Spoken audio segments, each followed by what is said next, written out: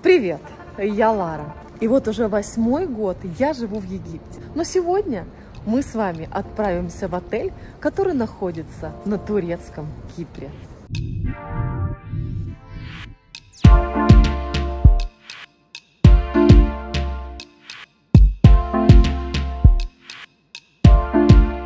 Далеко не все знают, что маленький остров Кипр разделен на две страны.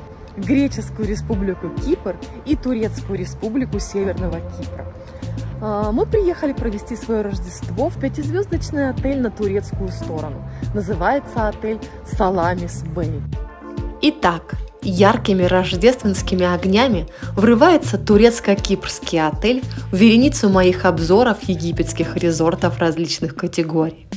Очень интересно сравнить уровень отдыха, сервис и качество all-inclusive в двух мусульманских, но при этом таких разных странах. Праздничная атмосфера сразу настроила на рождественский лад, и еще до заселения мы успели выпить по бокальчику шампанского и отведать турецких сладостей. Нас без проблем заселили раньше положенного времени, а обзор номера начинаю с самого главного, с потрясающего вида, который открылся с балкона нашего номера. И, собственно, сами апартаменты, ставшие нашим домом на несколько следующих дней. Просторным номер я бы не назвала, по площади он небольшой. По форме тоже немного странный, этакий трапециевидный, но по комфортности мне все понравилось. Особенно теплое помещение, как для конца декабря, отличный душ с замечательным напором и все необходимое, что должно быть у пятерки. Обзор номера – это хорошо, но обед по расписанию. Итак, сразу же после приезда шампанского мы отправляемся на обед. Сейчас посмотрим, как же кормят в пятизвездочном отеле на турецкой стороне Кипра. И признаюсь, к еде претензий не возникло. Сейчас покажу вам, как примерно выглядели завтраки и обеды. А в конце сюжета приглашу вас на ужин. Кстати, рождественский банкет мы оплачивали отдельно, но об этом тоже немножко позже. Суперделикатесами в ресторане не баловали, но по вкусности и выбору все было на высоте. Большой ассортимент сыров, турецких сладостей, овощи на любой вкус, как просто в нарезке, так и салаты. Из основных блюд – курица, говядина, рыба в нескольких вариантах. Был уголок с диетическими блюдами, овощи на пару, каши и прочее. Голодным остаться в Саламис Бэй сложно, даже скорее, просто невозможно. Отель Саламис Бэй находится прямо на берегу Средиземного моря. Имеет категорию 5 звезд. И в целом очень все комфортно, мило, уютно. Ну, собственно, что я рассказываю. Давайте же смотреть. Внутренняя часть отеля сверкает журчащими лазурными бассейнами, переходящими в бескрайние средиземные просторы. Для приема морских ванн декабрь не подходит, но несколько плавающих смельчаков я видела. Предполагаю, что летом отдыхать в этом отеле так же замечательно, как и зимой, а может быть даже и лучше. Берег небольшой, узенькая пляжная линия, но смотрится очень аккуратно. И мне нравится вот эта замечательная барно-ресторанная зона прямо на воде. А еще мне безумно понравились уединение и покой.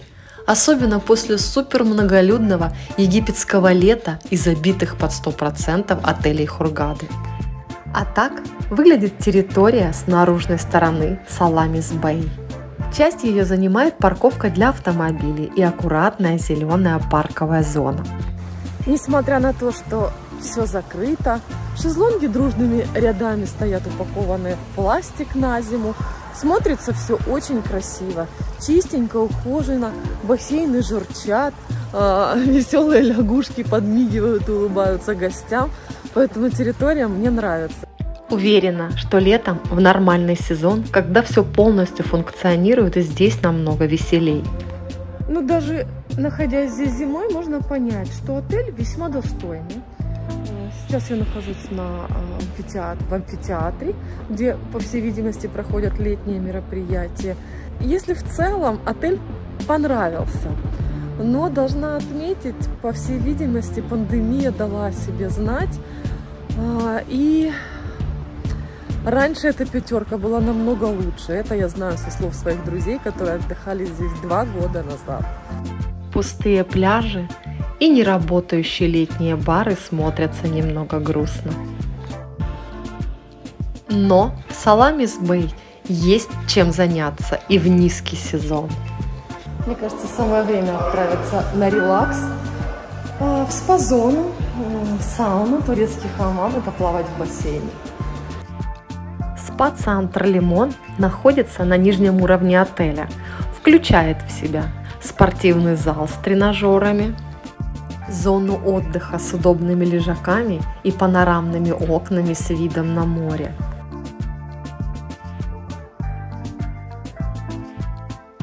А также небольшую, но горячую сауну, окна которой также выходят на пляжную линию.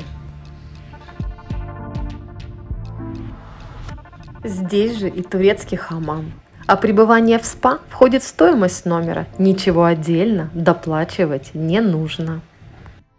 Здесь, конечно, никто не будет вас тереть мочалками, потому что это входит в стоимость отеля. Но за отдельную плату, уверена, что можно организовать. После того, как мы хорошенько согрелись, самое время поплавать в бассейне и сделать гидромассаж. Так, ну что, пришло время поплавать.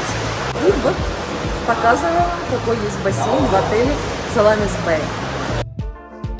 А еще посетителям предлагаются азартные развлечения. На Кипре любят играть в казино, и большая их часть находится именно на турецкой стороне. В этот уикенд я судьбу испытывать не стала, но что такое вкус выигрыша, я знаю, опыт имею. Цель нашего отдыха в Саламис-Бэй была отпраздновать католическое Рождество. Праздничная вечеринка оплачивалась отдельно, и стоимость на человека составляла 50 евро. Итак, пришло время вечеринки.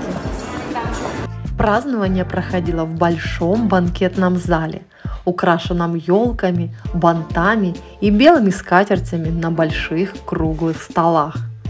Был накрыт торжественный ужин, который, кстати, нам совсем не понравился, а также приглашены певцы и восточная красавица с горячими танцами живота. Лично мне восход солнца на следующее утро доставил куда больше удовольствия, чем рождественская вечеринка. А рассветы здесь оказались потрясающие, как, наверное, и везде, возле моря. И по-другому быть просто не может. Даже не знаю, что может быть лучше, чем прогулка с утра по пустынному и такому прекрасному берегу моря. Посмотрите! Для любителей гулять по побережью место здесь просто идеальное. Можно идти, идти, идти и идти. И как обещала, еще раз приглашаю вас в главный ресторан отеля Саламис-Бэй. Как видите, помещение огромное, места хватает всем. А трапезничать можно с видом на пляж и шумное море. Еще немного турецко-кипрских отельных явств, а также обращаю внимание, никаких загороженных пространств, перегородок, отделяющих блюда от гостей. Еду все накладывают сами. Одноразовые перчатки не предусмотрены. Если бы не персонал в масках, можно было бы забыть на несколько дней о том, что теперь мы живем вместе с новым вирусом. Хотя попасть в страну с названием Турецкая Республика Северного Кипра не так и просто. Даже при наличии вакцины все въезжающие обязаны сдать экспресс-тест за сутки до визита, в том числе жители греческой части острова. Впрочем, о том, как живет Кипр в ковидных реалиях и что мне пришлось пройти, чтобы попасть на остров из Египта, вы узнаете из отдельного видео. Ну что, самое время подвести небольшой итог. Сзади меня находится отель Саламис-Бэй, в котором мы провели 3 дня и получили много удовольствий. Да, к сожалению, пандемия дала о себе знать. И если в другие страны туристы летали, то на турецкий Кипр 2 сезона туристы не летали вовсе. А на отеле это отразилось. Тем не менее, отель хороший. уютный, гостеприимный. И в целом мне все понравилось. Один минус на 5 он, конечно, не тянет. Каково же было мое удивление, что при подготовке этого видео я обнаружила, Salamis Bay имеет категорию 4 звезды. И вот с этим я полностью согласна. От себя поставлю 4 с большим плюсом, и отель для отдыха рекомендую.